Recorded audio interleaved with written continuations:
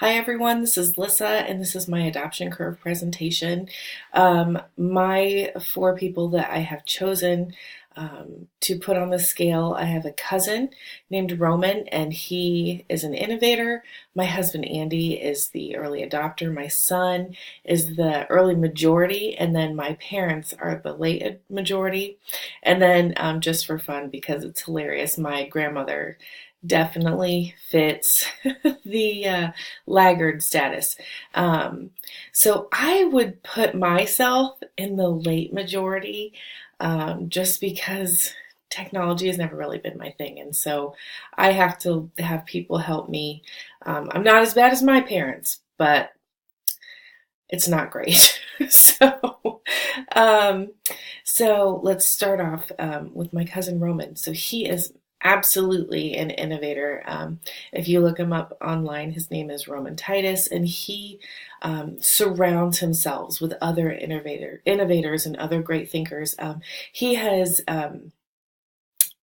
developed this. It's called like a mushroom box, so you can grow wild mushrooms in the city. He lives in Chicago, and so he's getting into the restaurant business. He's growing these mushrooms and selling them to restaurants across the city, and then he's taking his ideas and showing inner city kids how they can do that you just have to think a little bit outside of the box, and that you're able to really move forward with technology and media and things like that.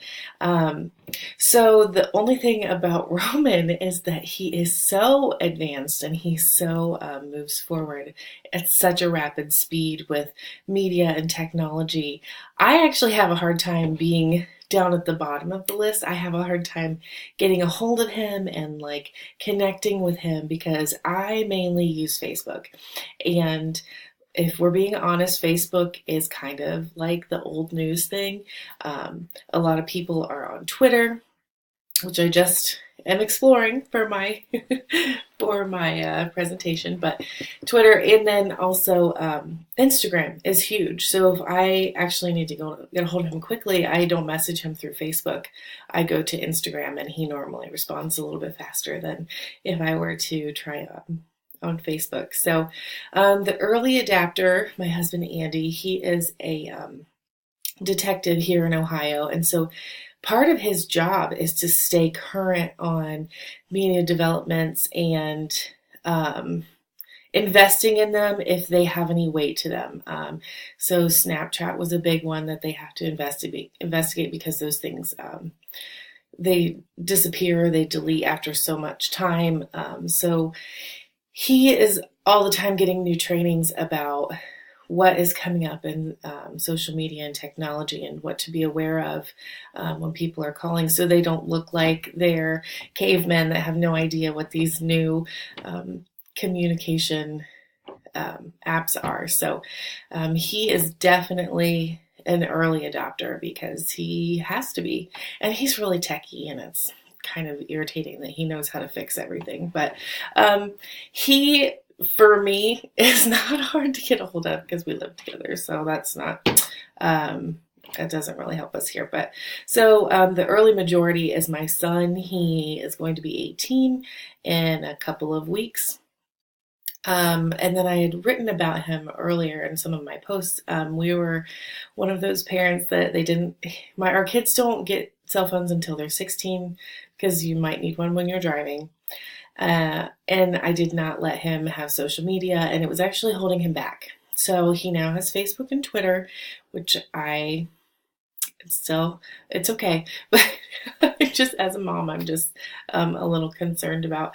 But he, all of his friends have all of these new things that, the boomerang and like the making gifts and like videos and stuff. And so he is advanced in those ways, and it's really neat. And he shows me really fun things to and it's really a way for us to connect, which is kind of cool. So we're able to use him being the early majority, and me, I've put myself in the late majority category. So he's able to help me, and that's pretty cool. I would like to be an early majority. I don't need to be an innovator. I don't have the mind for that.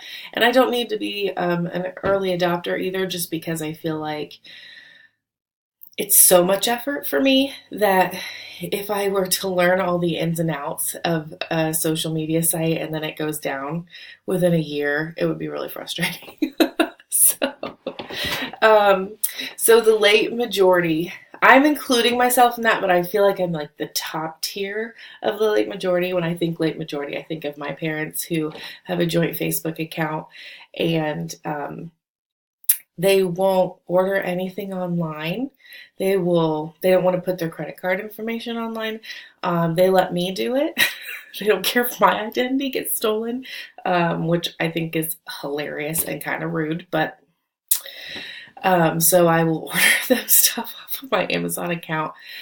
So they are definitely the late majority, but they love being on Facebook so they can see pictures of the kids and kind of keep up with their friends that they don't get to see. But when it comes to communicating with them, I call their phone or I text, but we have a running joke that my mom turns her cell phone to silent on Sunday for church, and then hopefully by Wednesday she turns it back on. So Monday and Tuesday, it's a toss up whether I'm going to get to talk to her or not. So they definitely are lacking in that. And then I put my grandmother in the laggard. She just got her first cell phone a couple of years ago. It's not been quite 2 years ago. And she texts, which I think is hysterical because she hasn't started using the emojis yet, but I can hear her voice coming through the text messages. It's really sweet. I would love to get her set up on a Facebook, but she won't let me do it. So that is kind of my rundown on Roger's adoption curve and the people in my life that fall on that scale. So, and that is all for today. Thank you very much.